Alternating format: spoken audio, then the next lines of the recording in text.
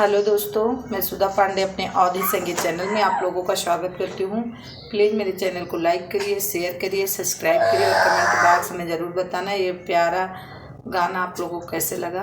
आज मैं नाच गीत गाने जा रही हूँ। मेरी चलती जुबान पिया रुकती नहीं, मेरी चलती जुबान पिया रुकती नहीं। चाहे सासु कहे चाहे ससुर कहे, चाहे सास कहे चाहे ससुर कहे, छोटी नंदी की बात असर करती नहीं, छोटी नंदी की बात असर करती नहीं।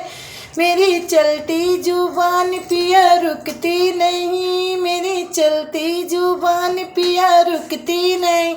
चाहे जेठ कहें चाहे जिठनी कहें, चाहे जेठ कहें जिठनी कहें, छोटे देवर की बात असर करती नहीं, छोटे देवर बात असर करती नहीं। मेरी चलती जुबान पिया रुकती नहीं, मेरी चलती जुबान पिया रुकती नहीं।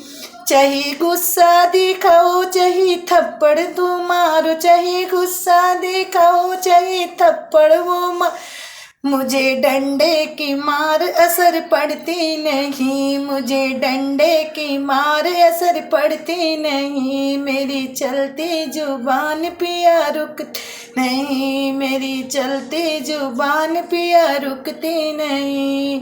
चाहे हाथों से मारो चाहे पैरों से मारो, चाहे हाथों से मारो पैरों से मारो, थप्पड़ का मार मुझे असर करती नहीं, थप्पड़ की मार मुझे असर करती नहीं।